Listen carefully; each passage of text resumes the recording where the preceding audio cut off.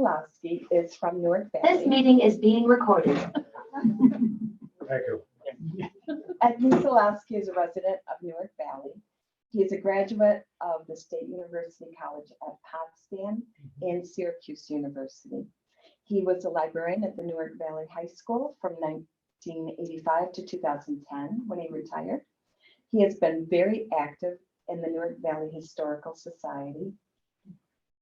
He's been in that society for over 40 years and is currently the director of the Bement Billings Farmstead. He considers himself an amateur naturalist with a special interest and knowledge of trees and forestry. That's my next talk.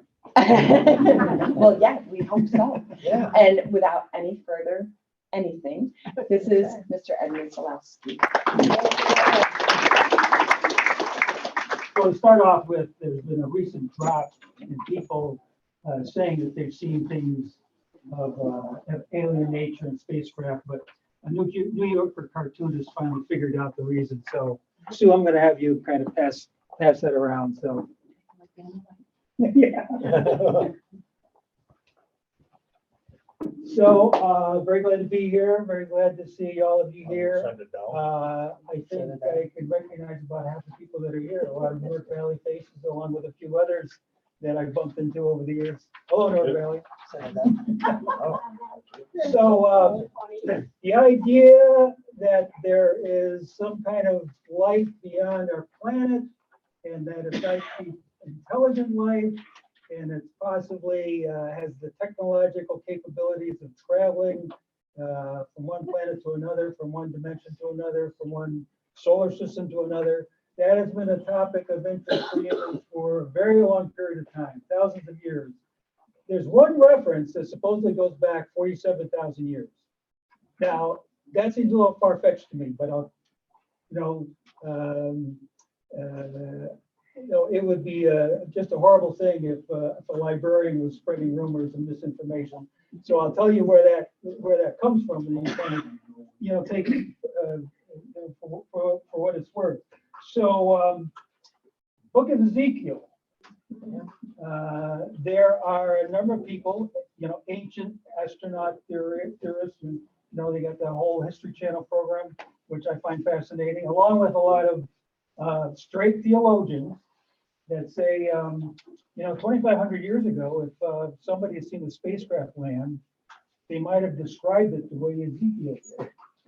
So, you've got that reference, in the Bible.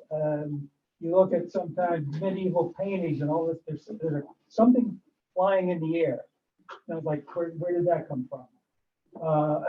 So once you get into the 20th century, the number of people that are saying that they see something or they had some kind of encounter goes up. Ever since World War II, it's just kind of been an explosion. Hundreds of them, thousands of them. So this is one topic where I've got some personal interest and personal contact. Now I'm going to talk very specifically about what happened to Gary Wilcox, but there were a number of other things going on, especially in that period of time, the 1960s, in the Southern Tier in general, that I want to relate to as well.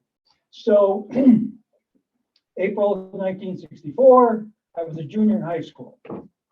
And that was the big story on Action News, that a Newark Valley farmer claimed to have an encounter, which was quite lengthy, with two beings that said they were from the planet Mars. And there was a paper in Newark Valley that still existed at the time. And the editor of the paper said, my God, this was the scoop of the century for my paper, and I had these other newspapers and other media beat me to it. So he was kind of disappointed, in that regard. But I remember my parents talking to my uncle specifically about this, and people were just kind of just unsure. Here's somebody that should be about as credible a source as you could name, somebody that was very well known in the community. As far as they know, didn't have any drug problems, didn't have any kinds of hallucinations or anything of that sort. And then he would be the last one to try to draw any publicity to himself, to try to make a name for himself. And then here he comes up with this story that's just, just sounds absolutely incredible. So when that happens, a lot of people are just, kind of feel ill at ease because you don't have closure. And so what happens many times is that they attack the messenger. Somehow they ridicule the person, there's something wrong with you, even though they don't have any evidence of that. And that's what happened to Gary Wilcox, along with, a lot of other people have had these kinds of encounters. So fast forward 1985, I become the librarian at the Newark Valley High School. And at that time, now we had grades 8 through 12. And everybody in the school district said, that's about the worst possible combination of grades you can put into the same building. Either 6 through 9 or maybe 10 through 12, something like that. But because of the size of the district and because of configuration of classes and so on, that I think it's still that way. Although they put the 8th graders, I think, in like a separate part of the building. So all the seniors, of course, had to do term papers. And then at that time, we had something called the interdisciplinary project. 8th graders had to do a term paper. So, and it was, they called it the IDP because they had to go to their English teacher, they had to go to their science teacher, they had to go to technology and math. And then they had to incorporate all those things into their paper. And then there was like an open house for a physical project. So it really was a very good program. A lot of work, but by the time those 8th graders got to be seniors, they knew how to do a term paper. They had gone through all the, resources.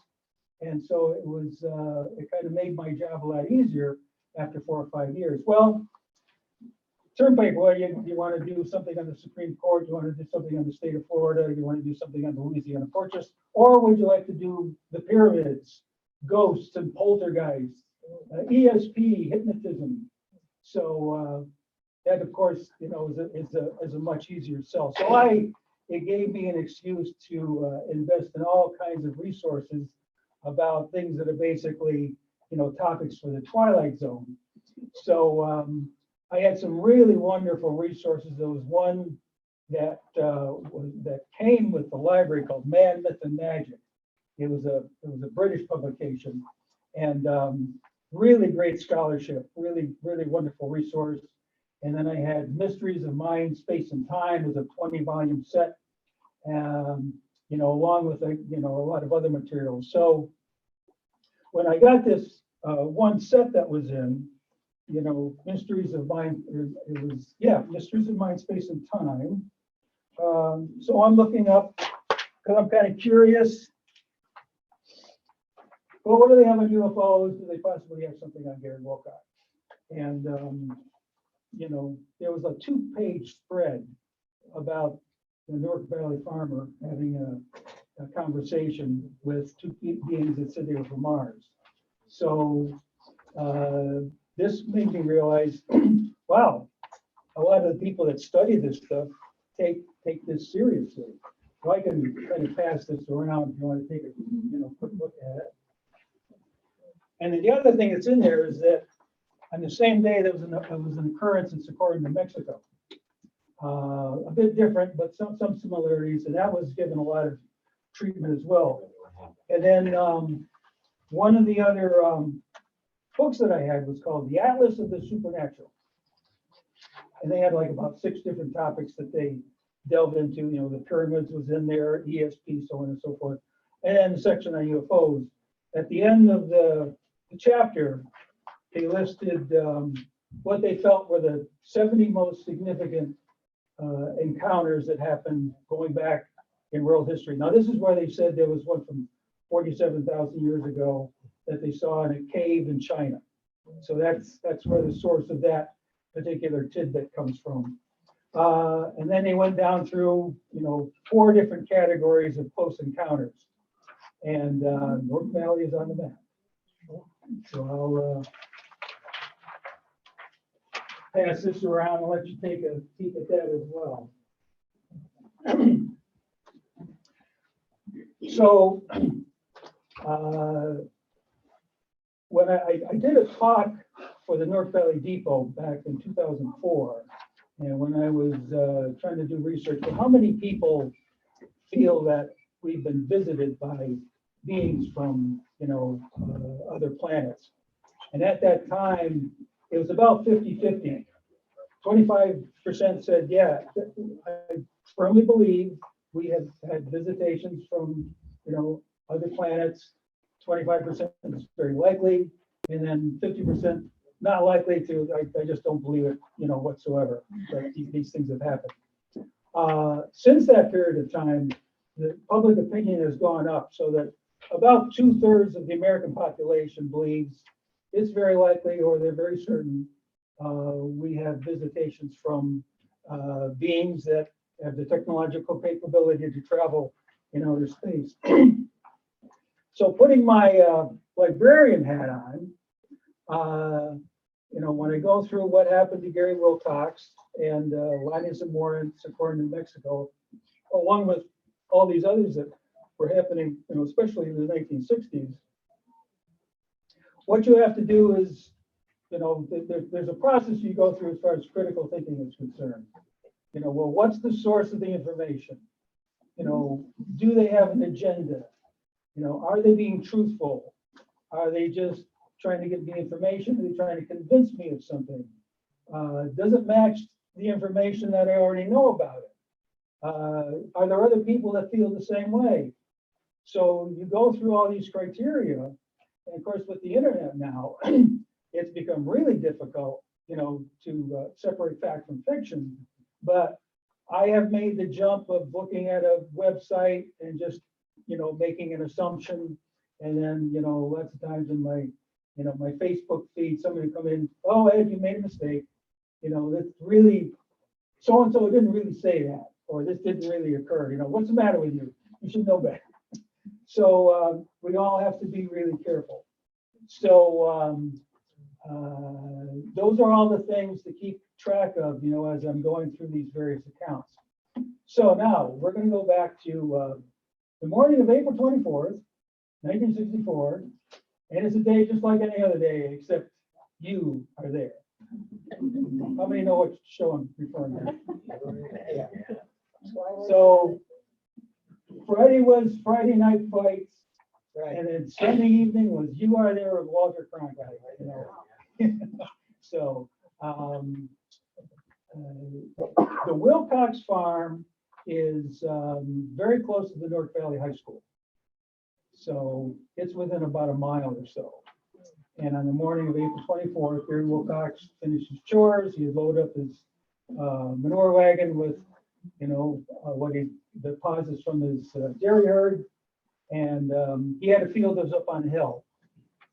So he gets up to the field, and he's looking out on the other side of the field, and he sees a flash, silver flash of some sort. So his first supposition is that, somebody has dropped off a refrigerator or a stove or something like that. Drives up to it, and he realizes this is not a refrigerator. And it turns out the way he described it is that it was a saucer. It was about 4 feet deep, 15 feet wide, 20 feet long, and it was suspended above the ground. So he's looking at it wondering, what on earth is this thing? And he went up, he said he touched it. It was kind of like a soft metallic feel to it. He actually said he kicked it once or twice trying to figure out what it was. And then as he was there, all of a sudden, these two figures come out. They have arms and legs, and they have a head, but there's no facial features. They're kind of like in full body suits. They're carrying trays with them. And these trays have dirt, alfalfa, grass, weeds, stuff like that. And the first thing they say is, do not be afraid. We have been here before. We come from the planet that you call Mars, and we believe that the Martian environment is going to change at some point, and it's going to become more like Earth. and we're interested in finding out how you people feed themselves, or how you feed yourself.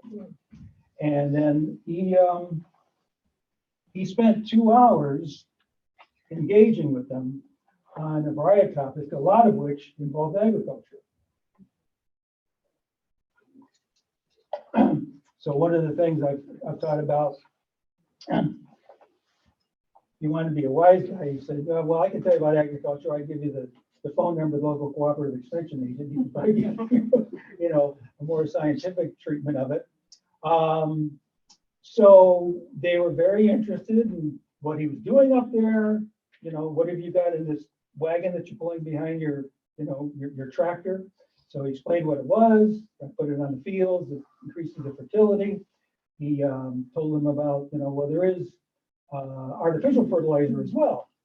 And they were interested in that. He says, well, you know, when I go back down to the farm, I'll bring up a bag if you want to try to, you know, take that with you. And then he said, they also talked about things about outer space, about traveling in space. And he said this was kind of like beyond his understanding, you know, and he couldn't really follow, you know, what they were saying in that regard. Now, as far as communication was concerned, this is where there's, you know, a bit of difference as far as, you know, when he was giving his account.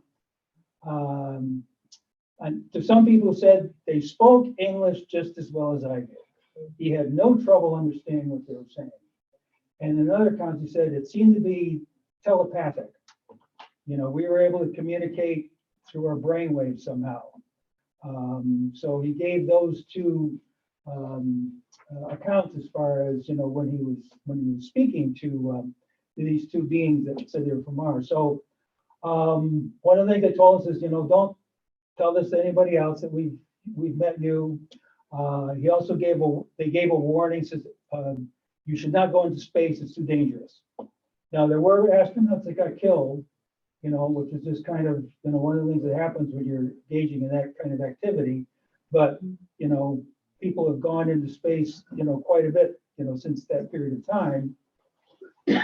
So I guess right around noon, these two people got into their craft, and since it's only 4 feet deep, I guess they would have to lie down in it. They couldn't have, you know, they were too tall to actually stand in it. And they could hear a kind of electric motor type of sound. And then, you know, it rose, and he said it went off in the direction of Ed Sokolowski's farm. Ed Sokolowski was somebody that lived on Wilson Creek Road. So he went back to the farm, got a 75-pound bag of 510-5, you know, left it at the spot where the craft had landed, and he said the next day it was gone. So even though he wasn't supposed to tell anybody, you know, being a good, true, red-blooded son of the soil, he had to tell his mother. So his mother's reaction was, have you been drinking? And so he explained that to her, and then he didn't tell his mother that, you know, don't tell anybody else. But she passed the word along to a number of other people. And one of the individuals was Priscilla Baldwin, who was somebody that lived in Newark Valley. And she had been involved, she was involved with doing radar work during the Second World War. And she felt, you know, this is pretty significant. I think this needs to be investigated. So he gave a report to the Tioga County Sheriff's Department. They got picked up by the media, various sorts. And then some of the UFO investigators came around and actually came along. Now, the Air Force did not investigate this particular incident, even though they were in the process of investigating, you know, this type of thing through Project Blue Book. So once again, you know, that's the way Gary, you know, explained what had happened. And then that afternoon in Socorro, New Mexico, there was somebody that was part of the Socorro, New Mexico Police Department got a call of a crash somewhere in the desert.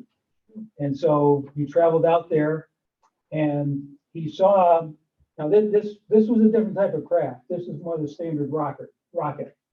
And he drove out there and he saw two figures, about 4 feet tall, the same as what Gary had seen.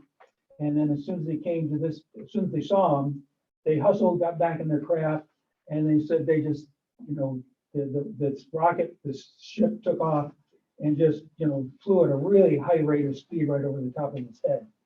So this is one the Air Force did investigate. And they came out and they saw the imprint of this craft in the desert. And one of the engineers came out and said, something, at least 2,000 pounds was had to make this kind of indentation. So there you had some physical evidence of it. So I wanted, those are kind of like the main details of both those occurrences. And so I want to backtrack a little bit to this would have been April 18th of 1964. And there was two individuals that I both knew, and those of you from Newark Valley probably do, Walt Stevens and Bob Parsons. Now, Walt Stevens, he lived in the village. He played baritone horn in the band. You remember that. He's probably a couple years older than I am. Bob Parsons lived on Brown Road at the Berkshire end. They were coming down Route 38B. And back in that period of time, there's a real steep hill that they eliminated a lot of it, when they upgraded 38B. And they were just getting ready to go down the hill, and it was at dusk, and all of a sudden their car died. And numerous people have said there's electrical problems when spacecraft appear. The cars die, the lights go out in the house, something of that sort. So they pulled off to the side of the road, and then off to the northwest, they could see kind of like a bright light of some sort that slowly kind of drifted off, off into the horizon. When it was gone, they were able to start their car again and continue on their journey. So when I was ready to talk about this in 2004 at the Newark Valley Depot, I made an inquiry to my email listserv that I had of other librarians for the BOCES district. And I said, I'm going to, speak about the topic. I'm just curious if you've got any information of your own relating to it or anything else. And I can't remember which librarian it was, but she said, I was in the vicinity of what's now the Oakdale Mall. And I know it was 1964 and the weather was warm. And I saw what I would believe is a spacecraft, of some type. And then I'll kind of read along my notes here for some of these other things that have happened. This is Conklin, July 16th of 1964. There are 5 young boys playing, it was Woodside Avenue, and they saw a UFO in a field. It was boys in the Moore family. And they said someone was playing a penny whistle, and that's what attracted them to where the noise was coming from. They said there was a being about 3 feet tall, wearing black pants and a short black sleeve shirt in a tree. And he had a black helmet with 2 antenna wires. And the kids threw rocks and apples at it, being kids. But for some reason they said, would you like some water? And I guess, this being indicated that it was thirsty. And they said, this being fell out of the tree and just kind of appeared to float to the ground. So the boys went back home to get water. And they told their mother what they'd seen. And the mother was livid. Said, don't make up stories like this. I want you, lying like that. And she threatened to punish him physically. And, but, they kind of like separated the 3 boys, and all of them said the exact same thing. So, once again, if there's a variation, then maybe this would be something that would be less credible. But all of them said the same thing. So they went to the field where this craft had been, and there was a circular area with evidence of intense heat, which was investigated by there's a group called NICAP, which is the National Institute for Commission for Area Phenomena. So that's one of the think tanks that has investigated such things. And then the other thing I learned is that this had similarities to something that happened in the Kelly Hopkinsville, Kentucky area in August of '55. April 25th, 1966, Robert Martz and Charles Dayton were driving. This is about 8:15 at night, and they saw a huge flaming body from a craft that was about 25 feet in length, 35 feet long, about 250 feet away. Their car stalled and the lights went out. And this was reported in the Daily Review in Towanda, Pennsylvania. And then when I was at school, one of the teachers said, I have a student that might have some information he can share with you. And I think it was the student's father. So this was Tom and Matt Doyle. Now they lived on Elm Street in the Village. And in 1968, Tom was 7, his brother was 6. And they were walking up Elm Street towards what's now where the elementary school is located. And they saw this object coming from the west that was about 30 to 35 feet across, 10 feet deep. And they said it had portal windows and it was about 70 feet off the ground. And his brother got scared and ran back home. But Tom said he just got kind of transfixed. And he watched this thing slow, and it was making a noise, like an electrical generator. And he said then it drifted off to where, Sure Save is now. And what then- town is that? What village? That was in Village in Newark Valley, Oh, that's still- 1968. Oh, you're still in Newark Valley. Yeah. And then there was a friend of mine, this is the fall of 1971. He was working in Johnson City, and one of his employees was feeling ill. So they drove him back home, and they said it was a very foggy evening, but the fog changed to a reddish orange color, and it kind of had a pulse. And this was right near the Broome, Tioga County line, where they experienced that. They took this fellow, I guess, lived in Newark Valley. When he came back home, all this was pretty well gone. Some other incidents from 1964 in Homer, New York, a physiotherapist and his wife saw 2 cloud-like objects darken the sky about 6:30 in the evening. There was up in Sherburne, an engineer saw an object up that way. Norwich, New York, an engineering supervisor, this was in July of 1964, he saw an aluminum sphere as well. And the ones in Homer and Norwich were investigated by the Air Force. So Project Blue Book ran for about 12 years, I believe, and they investigated about over 6,000 incidents that were reported. And most of them, they said, well, it was really a weather balloon. It was an experimental airplane of some sort. Now they could dismiss, 95% of these, but there was 700 that they said, we don't know. They didn't say that these were crafts from another planet or anything of that sort. They just, leave with a question mark.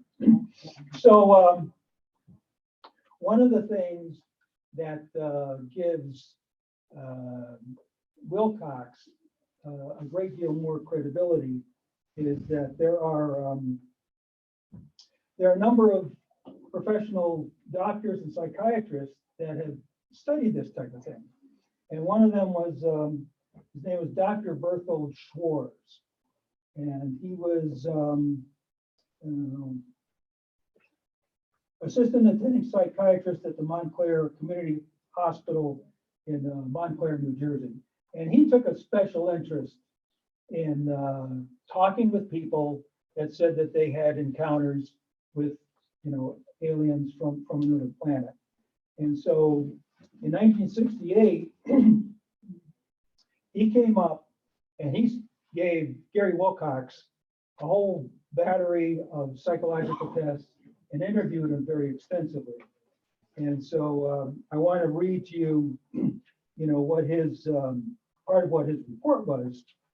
And he said, Wilcox had no past history of neonatal disturbances, serious illness in the formative years, neurotic character traits, dissociative or amnestic experiences, few sociopathic behavior, school problems, head injury, encephalopathology. I guess that's relates to something that, you got some kind of problem with your brain or your head, surgery, or any kind of aberrant behavior.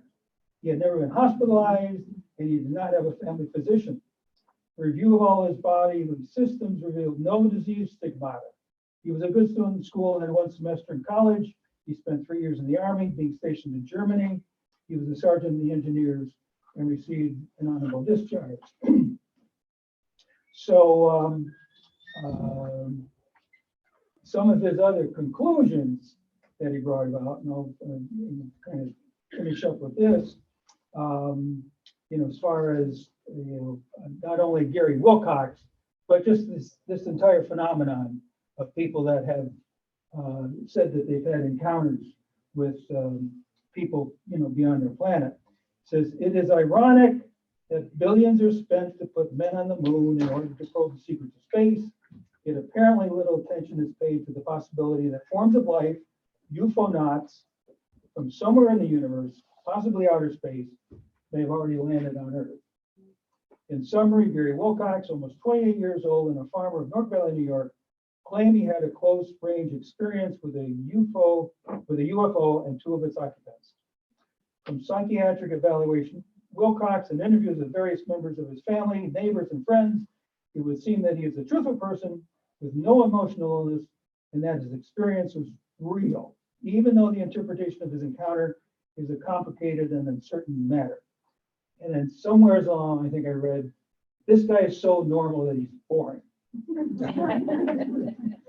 But once again, that lends to Gary Wilcox's account of this, being, higher up as far as credibility is concerned. So this last mention from the Dr. Schwartz, I wanted to follow. It says, interpretation of his encounter is complicated and an uncertain matter. So there are some much more fantasy, science fiction, esoteric theories regarding, what happens when people have encounters with alien beings of one sort or another. Now, Carl Jung, who is, one of the most preeminent psychiatrists, of the 20th century, just an immense, intellect. He actually wrote an essay called Flying Saucers, A Modern Myth of Things Seen in the Sky in 1958. And then he developed what he called the psychosocial hypothesis. Now, there's a fairly lengthy Wikipedia entry for this, if you want to delve into it. It's pretty dense. I kind of waded through it. And to be honest with you, I'm not exactly sure what he was saying there. A person that has experienced an alien encounter, what does that have to do with their psychiatry? What does that have to do with their social standing? In one spot, he apparently agreed that, some of these, appear to be absolutely valid. And he says, well, no, I didn't really say that. So it's a little confusing. There's some of the other people, John Keel, I'll mention him. He came up with the term ultra-terrestrials. And then J. Allen Hynek and Jacques Vallée, they wrote a book called Edge of Reality. And their term was called interlocking universes. So this is worth running up the flagpole, as far as, brainstorming is concerned. Now, when Moses and Abraham spoke with God, they were kind of in another reality. They were in another universe. When Muhammad spoke to Allah, he can do, the same type of thing. When Buddha sat under a fig tree for 49 days to achieve enlightenment, he basically went into, another reality of some sort. And then kind of tapping into, my interest in nature and in the natural world. There's a whole field that is developed called ethnobotany. And there are botanists, scientists, researchers. They're going into the rainforest, they're going into the deserts, they're going into the Arctic. They're tracking down the shamans, the healers, the medicine men, the medicine women, because a lot of this knowledge is being lost. And besides just the pure idea of preserving this information, there may be cures out there that can help the rest of us that are locked inside, the rainforest somewhere. And the standard viewpoint, I think that most of them had, including myself, is that some of these cures get really complicated as far as the number of ingredients, the amount of each of ingredient, what you do to process it, so on and so forth. And so most people thought, well, this is all done by trial and error.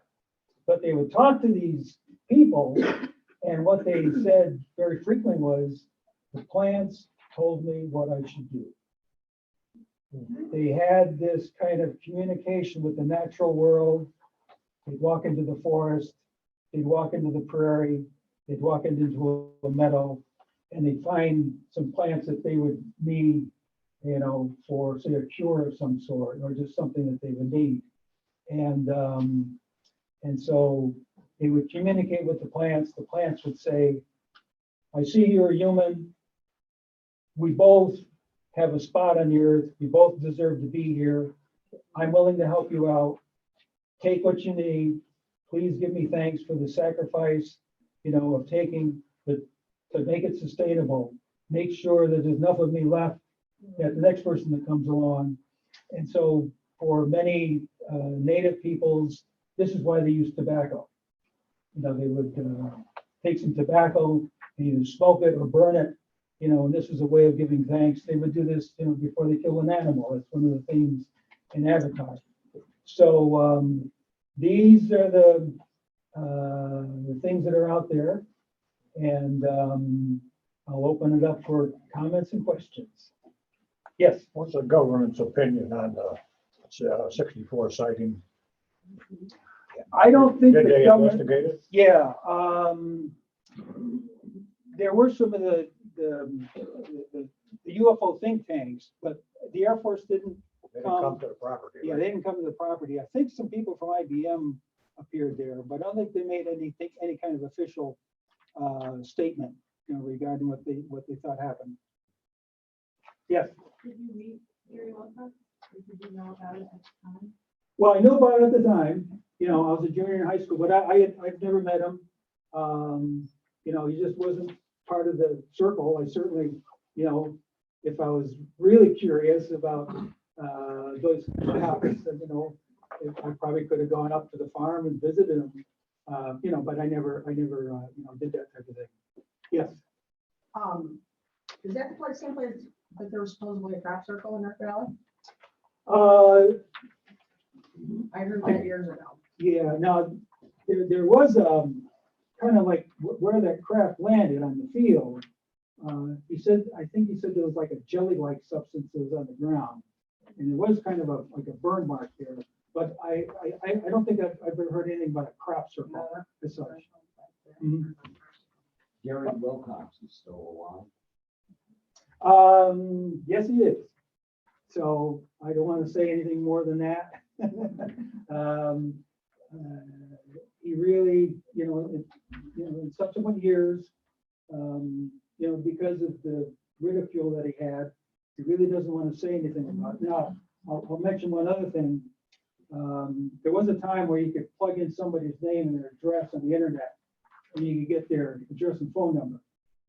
And so when I was doing this research, I said, Lonnie Zamora, Socorro, New Mexico. You know, there it was. So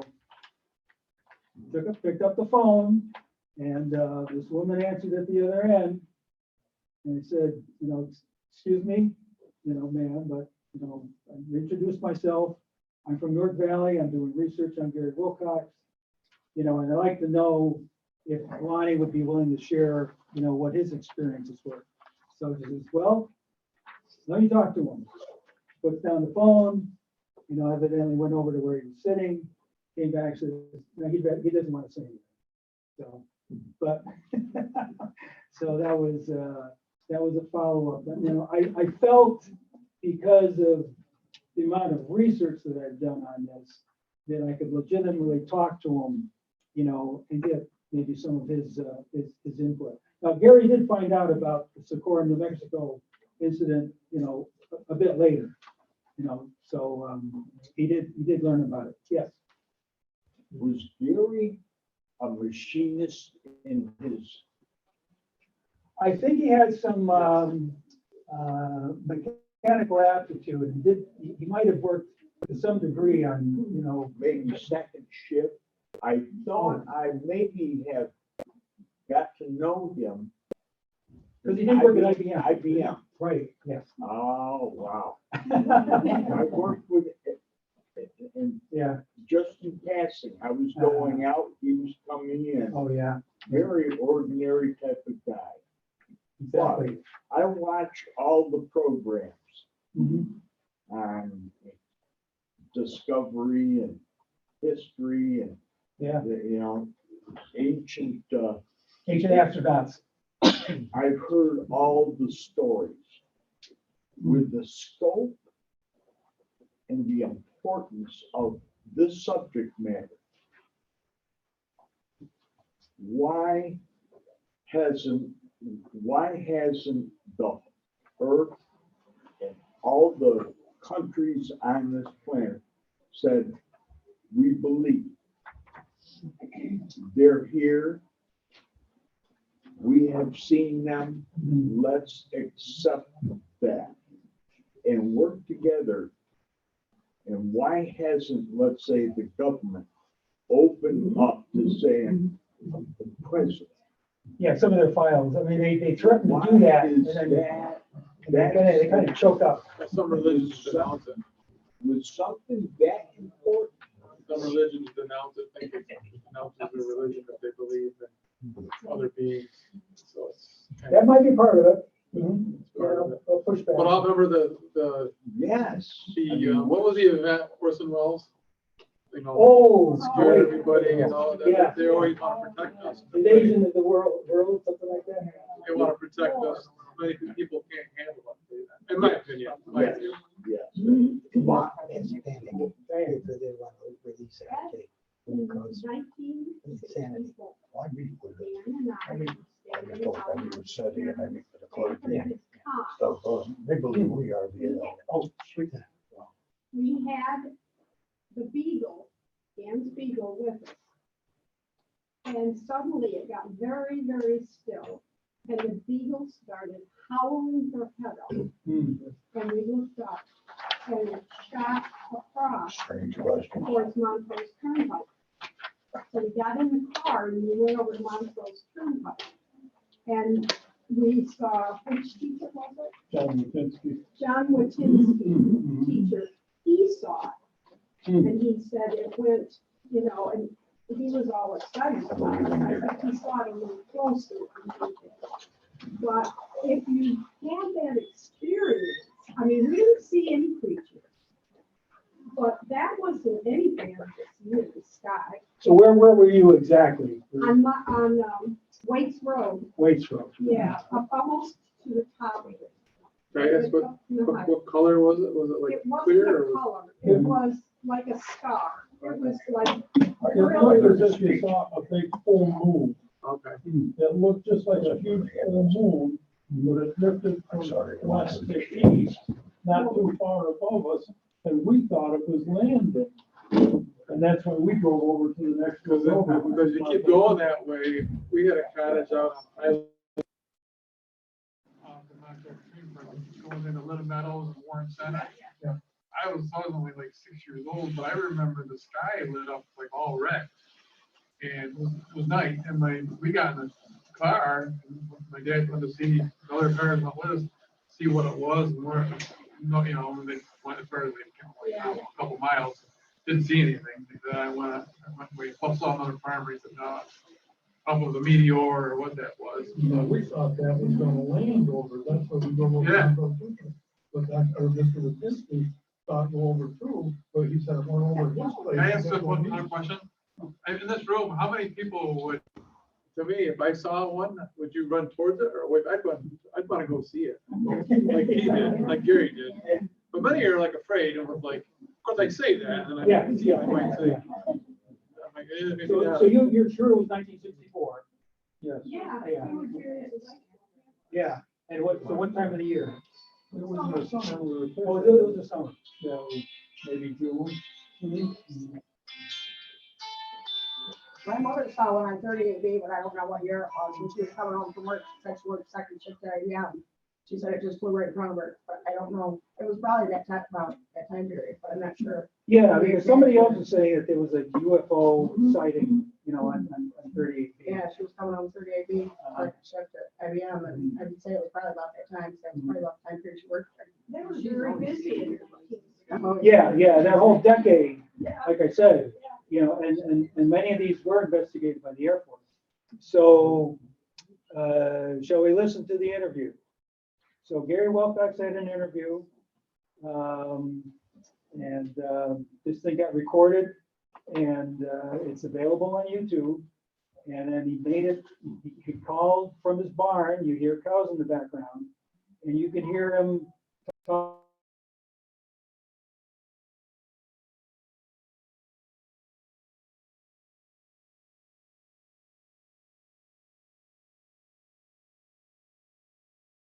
About 10 o'clock in the morning, I spent a load of manure. Found a hayfield up back the barn there, and I could see this glittering thing. It was about a mile away, I guess, up on top of the hill. There's nothing in view. I mean, in the way it's all open ground, and there's no ice box up there where there's something reflected off of that. It looked just like a mirror shining in my face there, and I was going up the top of that hill to see if it was ready to plow anyway, and I drove on up with the tractor, and as I got up there about 100 feet of this glistening thing, I could see what it was.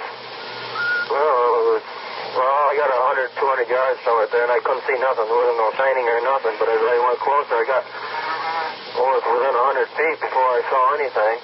This was when I took off, it was about 100 feet, and I couldn't see it. It was gone. I mean, but it looked like a wing tank to me at first. I'd seen them when I was in the service quite a bit, fuel tanks off these planes. Yeah, so was it then kind of cigar-shaped as these tip tanks Oh, are? it was more egg-shaped than anything. It was about 20 foot long, 15 or 16 foot wide, and about 4 foot deep. How close did you get to it? A couple inches. I was touching it for about 2 hours. What did the surface look like it was made out of? Oh, aluminum colored, whitish colored, had a whitish cast to it, but it wasn't bright. It was shiny, but it wasn't real bright. It was just like a dish of some kind of cooking dish, really, is about what it was. Now, did a door open before these people came out of it? How did they appear? How did you meet the little men? Well, I don't know. I was feeling everything. Then I was just getting ready to come back down, call the sheriff up and see if something had fallen off the airplane, but I was kind of wondering, too, because it was off the ground. It was about 4 foot off the ground and had this idling noise. And, I don't know, nothing happened. I was touching it there for a couple of minutes, and I was just getting ready to go, and from underneath it someplace, I don't know, these two things that were right there out of the air came. They're about 4 foot high. I don't know what they are or who they were, but they talked to me for about 2 hours up there. You could perfectly understand them? Yeah, they talk better English than you're talking. Did they talk with any kind of an accent? No accent or nothing. I spoke German and Russian when I was in the service, and nothing like either one of them.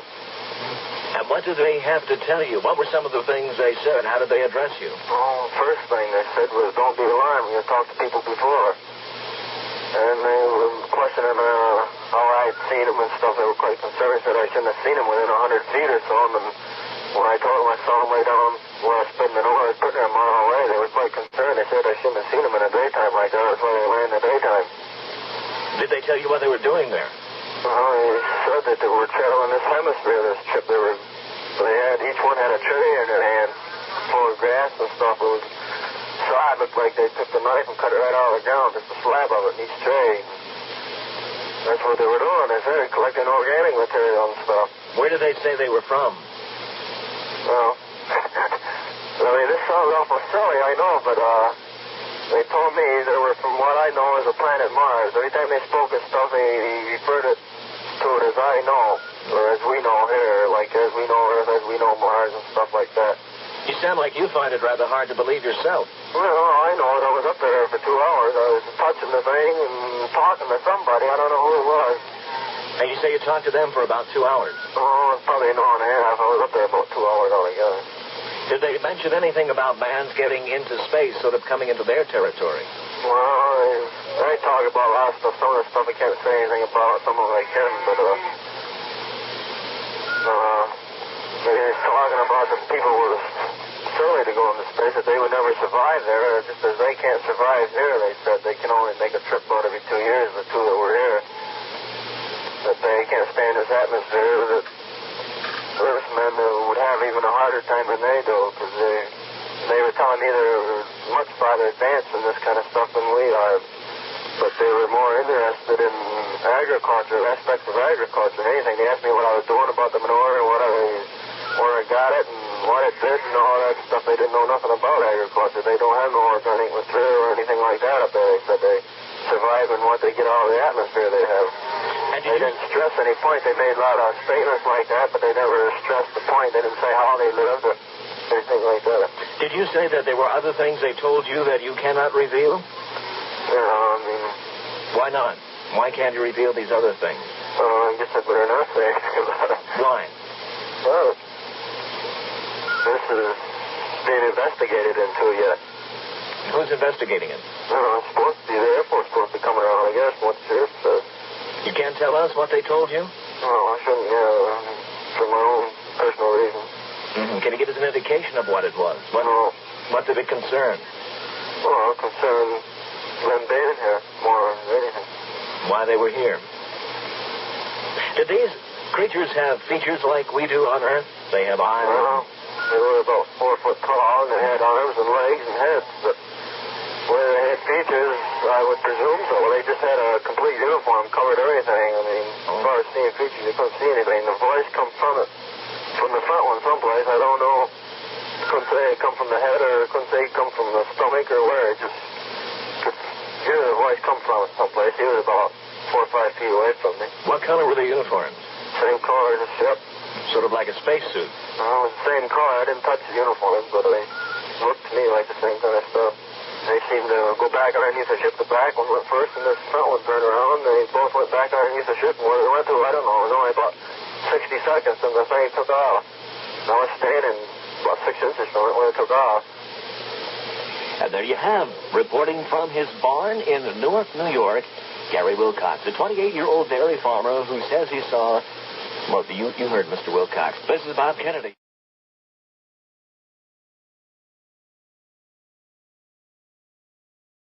How are these interacting with our fighters, if they are? How are they interacting with the weather and their environment? How are they interacting with each other? So can we look at these and how they're interacting perhaps as a swarm, especially off the East Coast where there's... Yes. Were there any soil samples taken in the area where it was resting? I don't believe so. You know, the Air Force didn't come up. So, that part of it, you know, I'm unsure. I don't think that they did it. Yeah. It's not really a question. My late husband knew Gary and said that, you know, he was right on. He wasn't crazy, but the community, never hearing of these things, labeled him as having some kind of mental breakdown. Yeah. It really hurt him. And I don't wonder, he doesn't want to talk to anybody anymore. And he said that other people confided in him that they said, yeah, we saw some unusual aerial activity that day as well. And, but they kept their mouth shut.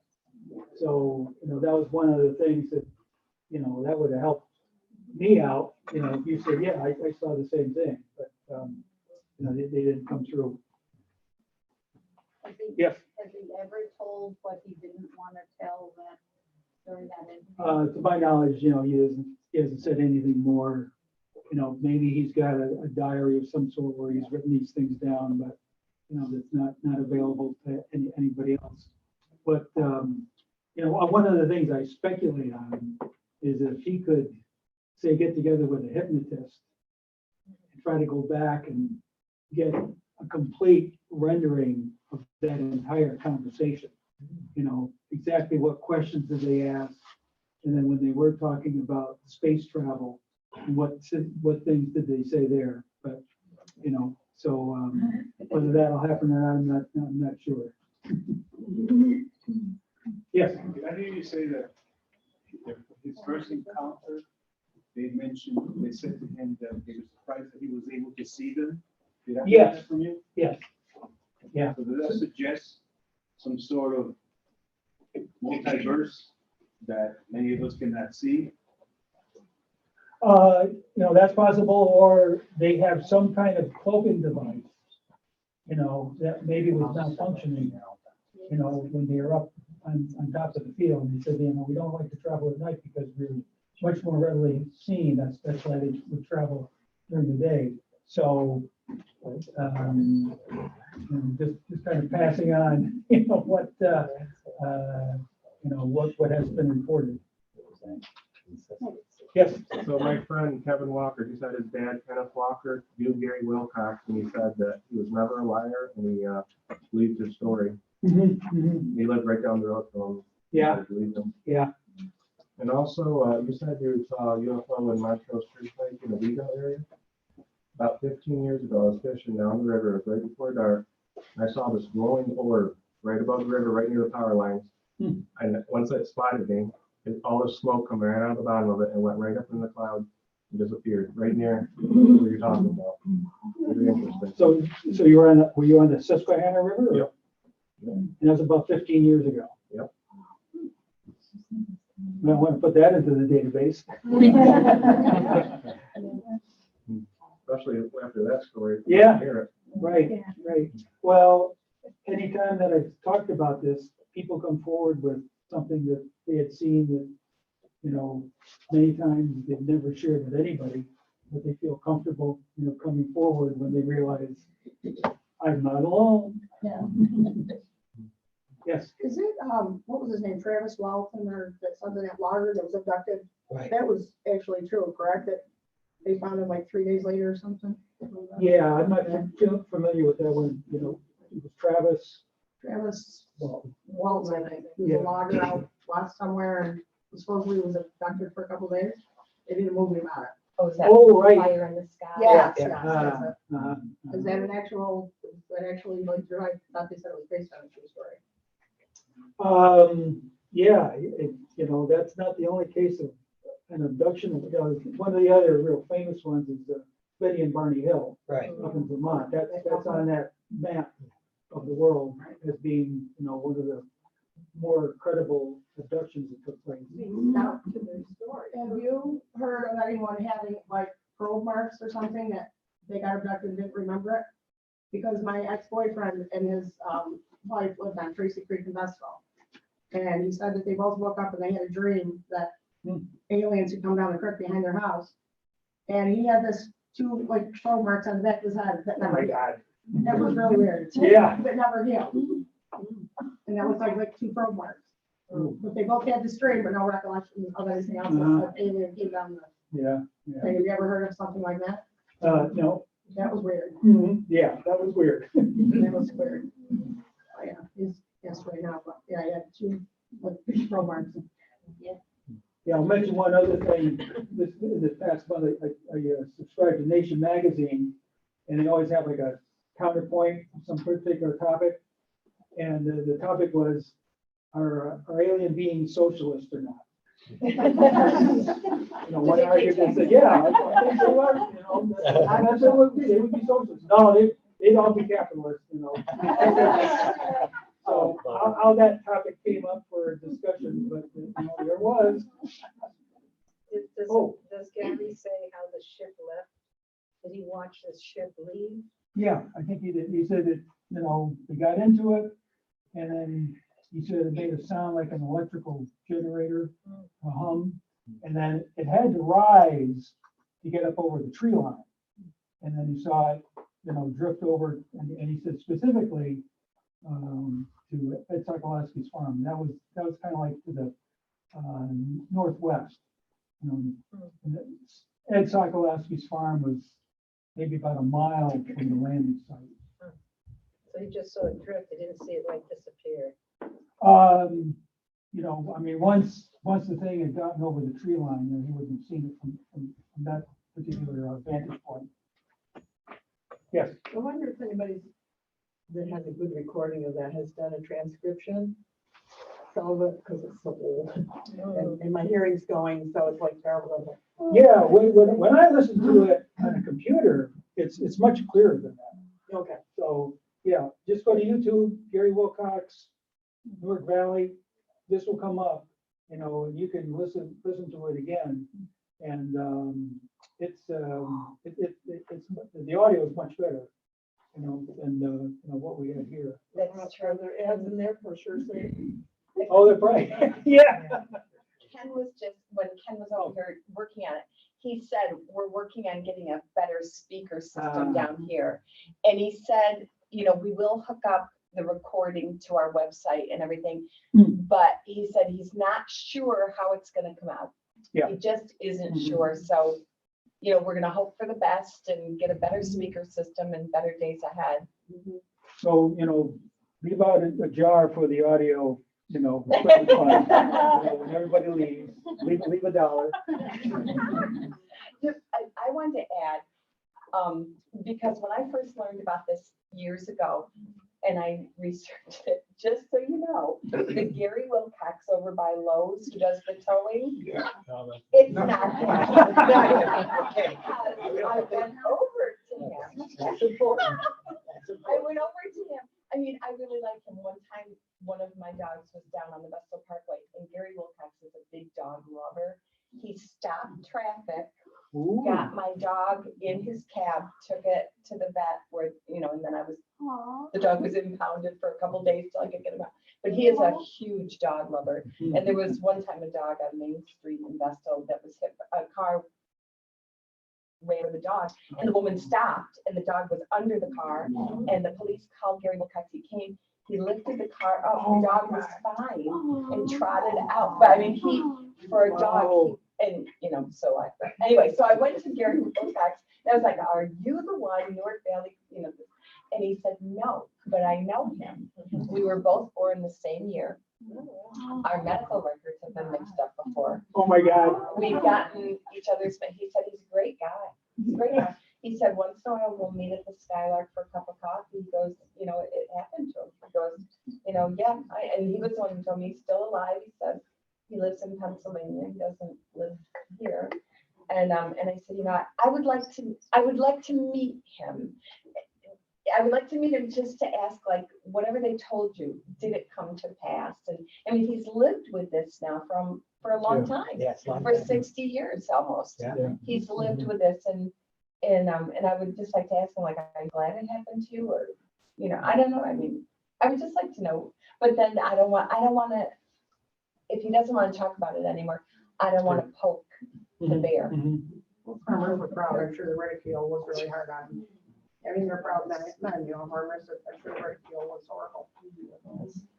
You know, nobody believed him. It'd be hard on him. Yes. You mentioned of a landing in the desert, and they assessed the weight maybe 2,000 pounds. Right. If they had similar structure, and you know, just a guess, the one that landed locally here, did anyone see any imprints in the ground and also takes a picture? Priscilla Baldwin took a picture of where the landing site was, but the I mean, that's one of the big differences between the two, is that the craft that Gary Wilcox saw was a saucer, which he said, when he came up to it, it was suspended over the ground. He didn't see any kind of legs of any sort supporting it. Somehow it had the technological capability of defying gravity, even though he didn't hear any noise of any sort. Now, when it took off, there was, he said, a kind of like a jelly-like substance that was on the ground, and the ground was burnt to some degree. But the one in Socorro, New Mexico was the standard rocket type. Now, the one other thing for Socorro, New Mexico is that this police officer saw kind of an emblem on the side of the rocket. And so that was one of the things that's in that account, is that he was able to accurately, write that down. There was no documentation or samplings of this No. jelly. No. Not that we know of. Is the location, could somebody go to the location? The exact Well, spot now? I think what I mentioned earlier is that there was a couple that built a home in that field. Now, I don't know if they knew about, risking, visitors if they, if they built in that particular area. So the woman's husband is deceased, and I happened to see her about a week ago because I gave this talk at the Legal Library, and she said, we be sure to tell people it's private property here. If you come up here, it's posted, and I'll call the police if you don't leave. So, but if you drive down Wilson Creek Road, and now the farm is about a half mile up Bailey Hollow, but if you turn left, especially this time of the year, there's still an open field. You can see the woman's house. So you can at least see where the landing site was. Now, please don't go up there and bother this woman. But if you're curious, to get a direct view of where this encounter actually took place, it's visible at least to that degree. And she said no. Talk about Mars, being from Mars, has there ever, would you know, has there ever been any follow-up on that? Has anybody tried to, I mean, they know they have the rover up there moving around. Well, maybe there's a big, conspiracy that NASA's doing that, someplace on Mars, there's an Earth-like environment, or maybe there wasn't one. I don't know. To my knowledge, they've never discovered. Didn't they say that they did find evidence of water at one point on Mars? Yeah. So at some point, there might have been water. If there was water, there was some kind of life of some sort. But right now, I mean, all the images they show, it's like, the Southwest desert, Yes. With the vulnerability of an alien to come, be here, be sneaky, except for Gary's encounter, they're not too public. And they have the ability to come here, so they're advanced. They don't destroy stuff. They don't come and, kill people here. Do we have a defense in the government that is protecting us from an alien? Let's say they got mad at us. Well, that's why Trump created the Space Force, right? Maybe that's part of the reason. I don't know. Okay. Yeah, well, a lot of this stuff, there's just so many secrets that the government keeps, we hear for the rest of the year going through those things. So, It's the biggest secret around. yeah. It's the big one. Yep. You said that Gary had kicked the craft. Yeah.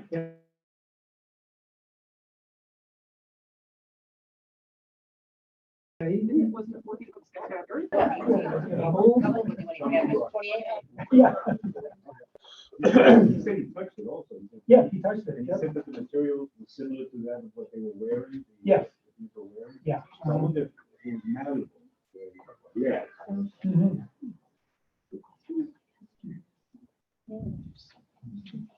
John. Yes, welcome.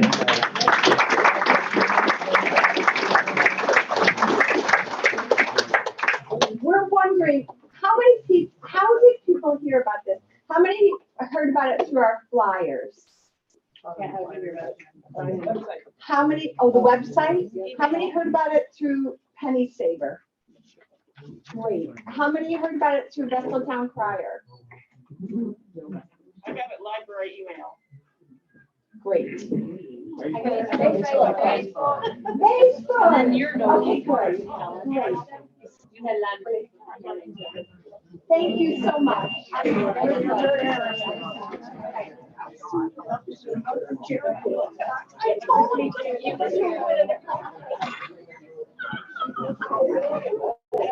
Oh, yeah.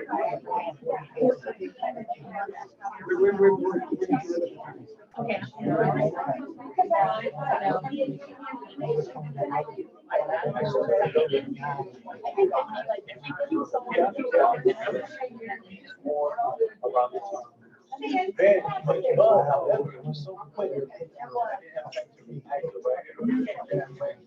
Yeah.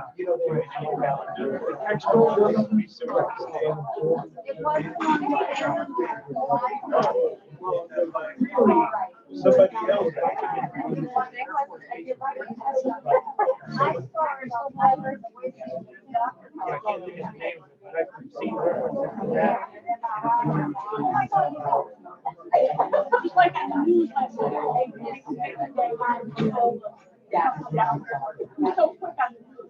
Oh, I'm open. Well, oh, yeah. Right. Or she could go to the presentation. So I think it would be good.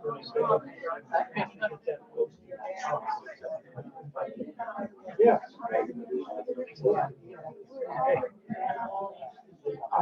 Hi. Oh, All donations to the library. yes. Yeah. Yeah, there's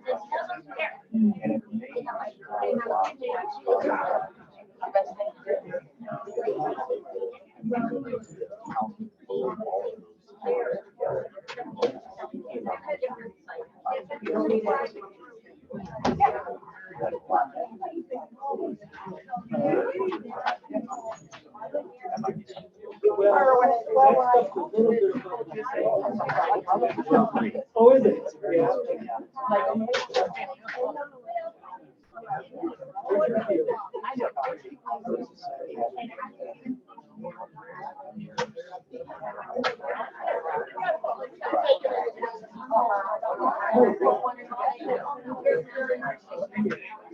So, yeah, are you familiar with politics?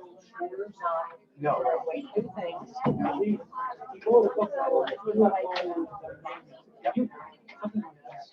I got a copy of it. He did a study here. He came up here.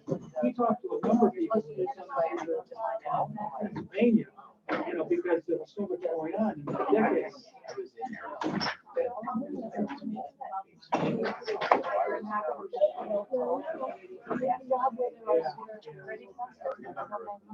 Oh, are you?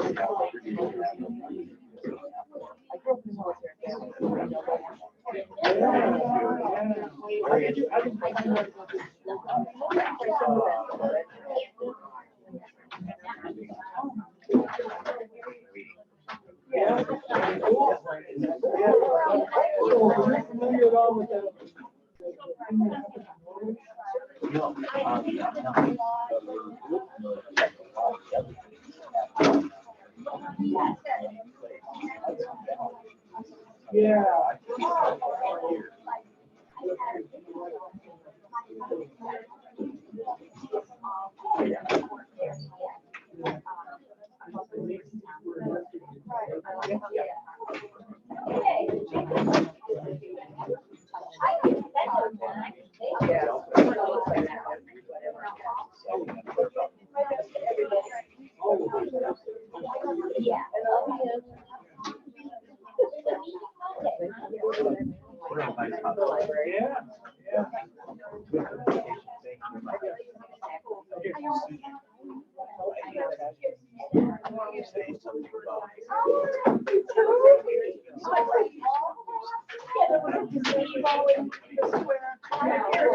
I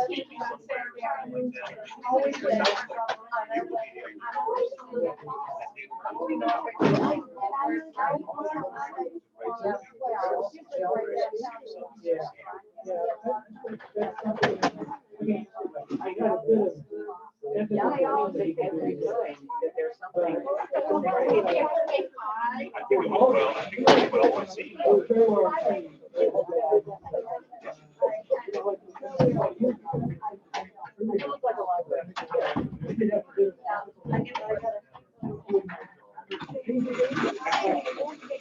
they do. I realize that. Yeah. I realize that. For me, it's nice. I see that on TV. I want to know I've been an engineer. Very bad. It's in my, so I have not seen the stories that people tell about. So I have seen that. But I'm open minded. What's happening? Why is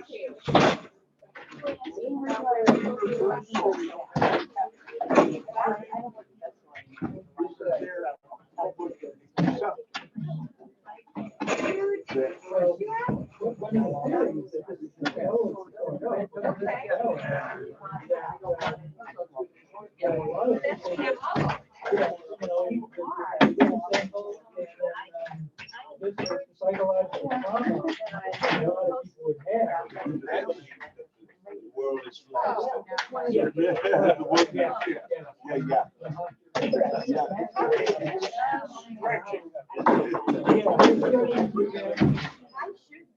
They're not aggressive.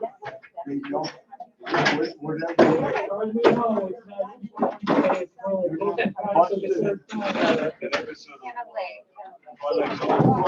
Oh, yeah.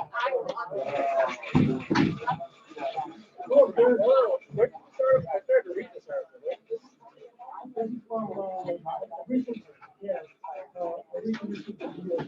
New York, okay. I just want to look up the oh, but then was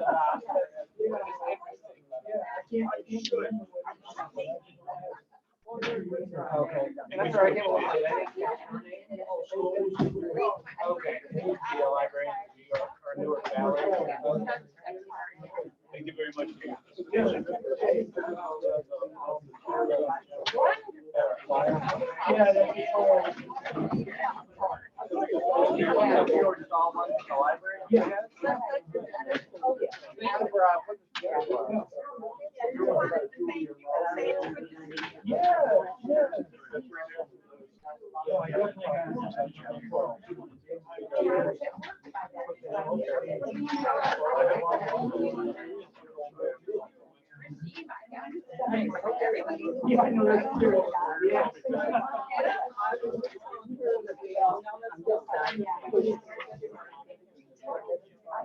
Oh, really?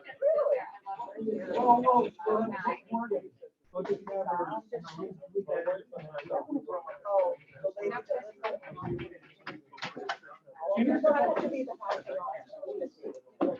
oh, one little spot.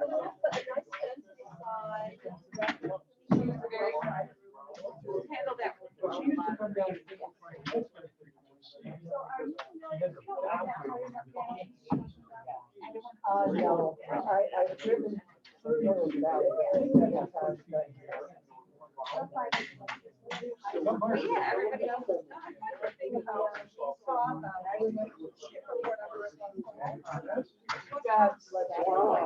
oh, I'm so glad you stayed.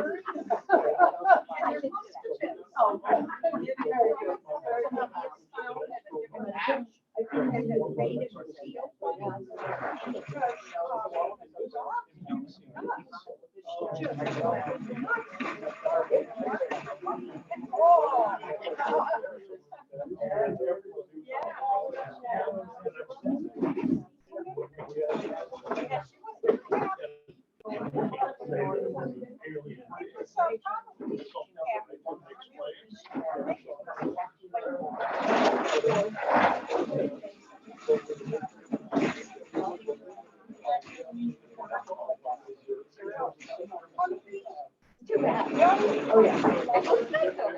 I mean, I'm not.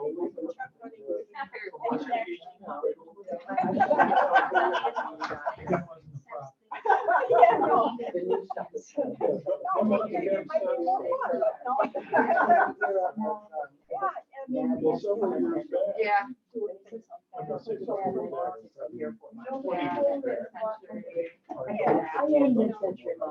Yeah, I don't like it. yeah, like, no, I mean, it was. Yeah.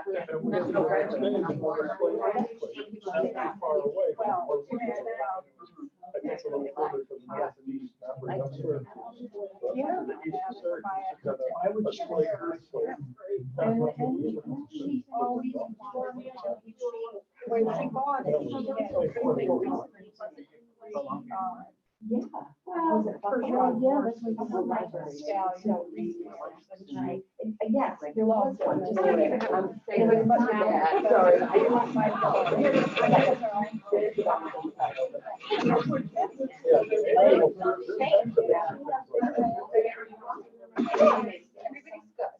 Just a need. Her husband Bob died, and then. I'm still somewhat of a skeptic. She was just like, what? And he was. Yeah, almost everywhere, you know, and so she took what she had, and she owned, before this, she owned the, in there. Yeah.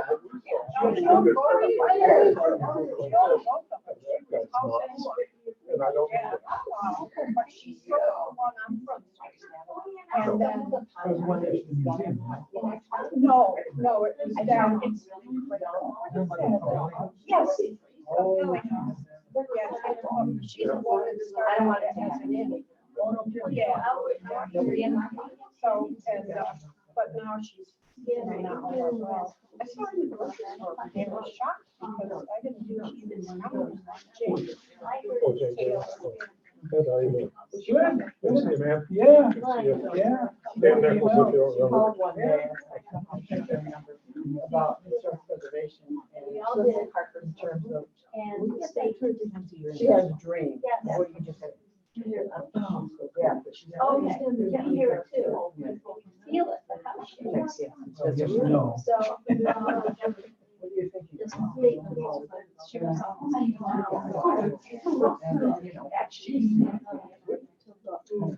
well, she had a general, you know, she was in the historic district entirely in Owego, so she might have thought because really there was, in Owego, there was money years ago. There was. Yeah. Oh, cheers. But they're historic preservation, because they wanted all the Front Street and all the villages, not all that. You can get a photo for Yeah. But it's usually up and down.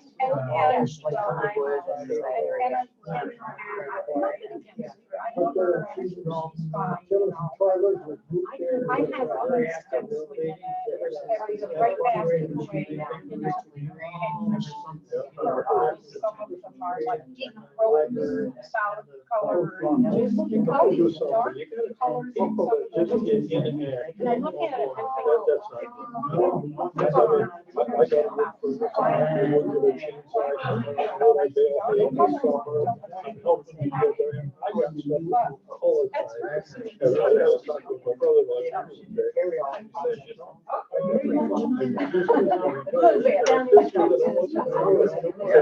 The old joke.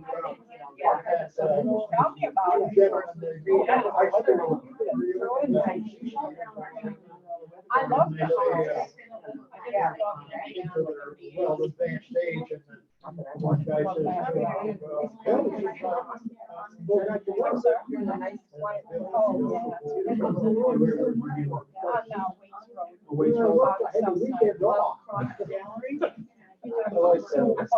That's kind of like, when the news guys interview farmers, they'll put $1 million a lot. What are you doing? Oh. One of the highest points. I've got travel the country, says I've been to places I've never been, see things I've never done. So I'm gonna live it up. When you go to Well, when you approach it, there's what we call the high hill, and there's a whole mile of hill all the way up. And then you go flatten out a little, go down more. That Mrs. Wakefield, place up on the hill. You know, Oh, that's her last name? Yeah, Wakefield. Morgan Wakefield. Yeah.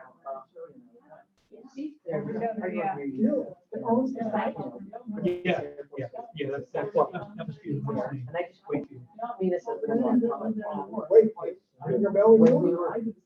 Well, my aunt was, Hilda Wakefield, but they had a farm there just up Wilson Creek, just off 38.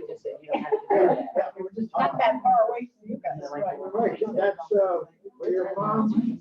That was my dad's sister. Your dad's, okay. Hilda was my dad's sister.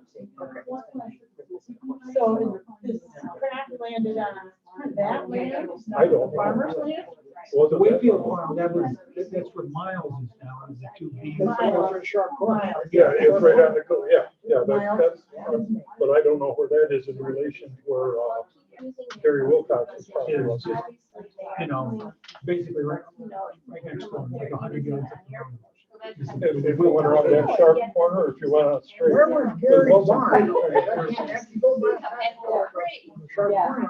Well, the barn is gone now. We used to store a society bus Right, in that barn for years, but that whole barn is gone now. So that's after you go around that sharp bend there.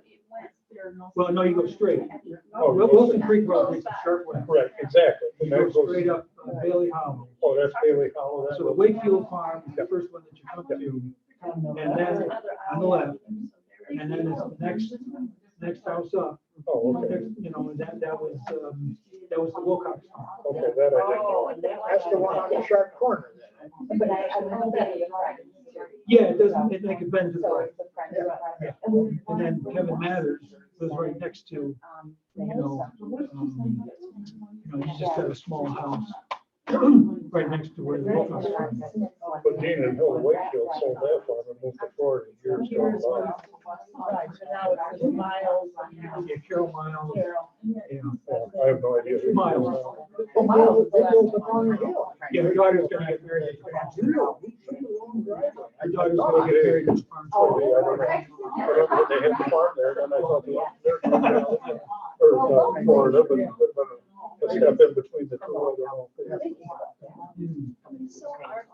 Are we ready to go? We gotta go let the puppy out. Yeah, good to see you again, man. All right. Take care of yourself. All right. Jerry, good to see you. Yeah. Good to see you.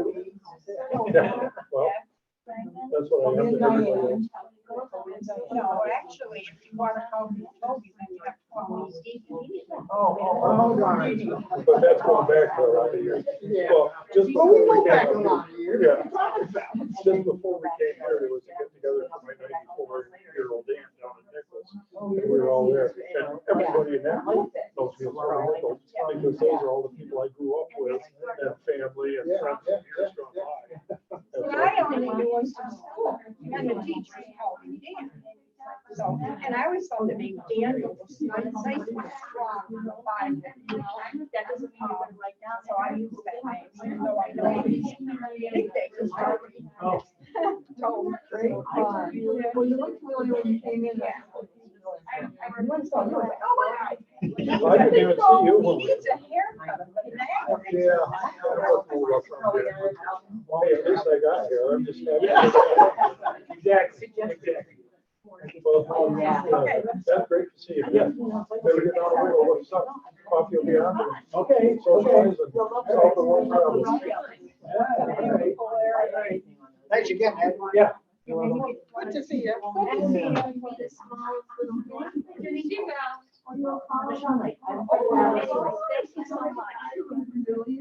Thank you very much. It was great. It was great. Yeah. Are you pleased with it? Oh, yeah. Oh, really? That's the library. Oh, that's right. She got Harper. Another couple. It was in there. In your regal face. There I was. I have a chance now. Oh, Cheryl okay. got that. It was. And then house that was right next to me, they drove around through, they saw us down the end and stuff like that. So that was when she said, she asked if you could do it again in another library. And they said, I'll recommend. Yeah, well, So, we had, when yeah. I was with Yeah. the computer department, it was Yeah, I have no problem doing this over again. every week. So We Yeah. had a meeting with the Well, it's great to have the, computer, like, you know, why physical is this thing you gonna can have pass this around kind to of people. headcount? You know, I and asked just her, let, I said, you know, Person interaction happen. when does And it stop? then there's When always can we surely go? come forward with questions, you know, Surely. experiences Well, I'm of sure one you sort or know. another, so, yeah, that makes it worthwhile. I counted 68, but I think there's people came in after that, so I don't have a. Wow. I got really. I found a house price, house is 60, but I don't see everybody. I got the 68, but I'm pretty sure some more, I couldn't see it, the door. I so have I thought- tried Anyway. my any turn. number of times, yes, I'm just afraid to drive over her house someday. I want you to know, Because, you well, know, when who you come designed over that when, poster, Sarah you know, Burke, used to when we're work having with a you at debate, Newark like, Valley. I'll come over Wednesday after. Oh, yeah, she said when we came in, she's like, I don't speak to Ed. That morning. She said Yeah, she worked she for was you. Yeah, I think you were Ken. And, okay. Yeah, well, she I came knew up you and just, talked to me. anyway, she's the one that designed the Someday, I poster, gotta- that's your copy to keep. Yeah, no, I that's wanna for make sure. sure Great. I know, Nice to meet you. I know she is beautiful. She loves doing it. Well, thank you, guys.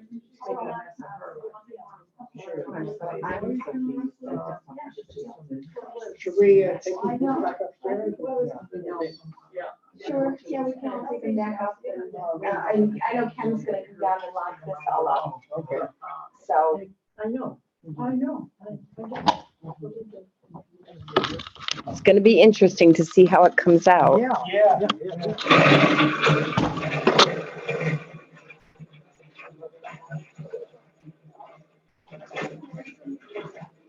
Okay. I thought it was great. I thought it was great. Now we know WVNG and flyers and Facebook, But I'm just just an like, amalgamation of everything. And we do want to get more speakers to come in and do that. Yeah. He made a deposit yesterday. Oh, good. I have. Found out that-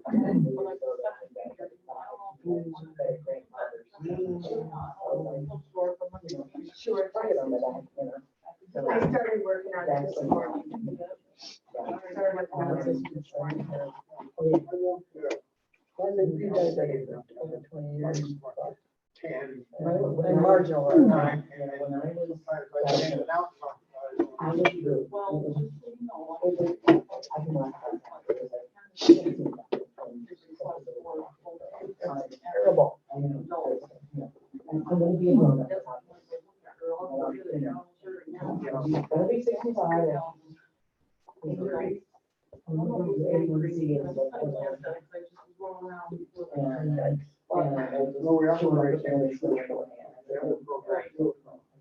And how do I do this? And she would have put me on, but she won't. I'm just gonna call 4 days and see what we can do. In 6 months, I had it down to 5.2. Okay. So. I cut these, potatoes and you got the separation? Sure. Do you want some help? I know. It was all good. Okay. Thank you, Jerry. Thank you so Yeah, much. take care. Oh, my God. Hey, Jen, turn the lights out. Oh, yes, yes. All right, good. Yeah. Thank you again. I'll at least try. I did. I did. Oh, okay. What are you doing? I can feel it. Oh, good.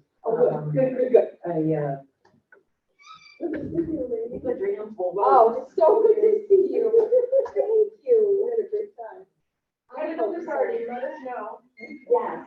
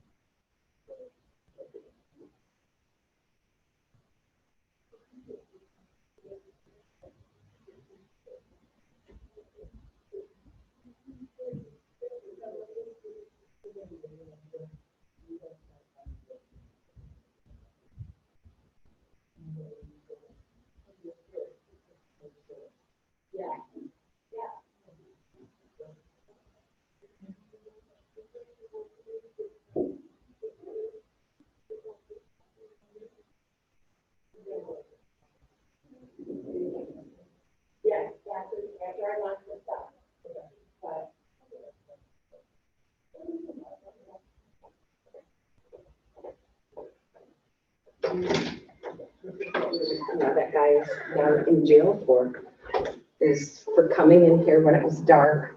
He had a flashlight, came over Yeah, I here. just saw that. I didn't hear what library it was, and then Rich said, oh, I think it was Endicott. Do you have to take that up to, where does the state end? It's gotta get all locked up, I don't know. Wonder if I can just close everything down. I guess I can. And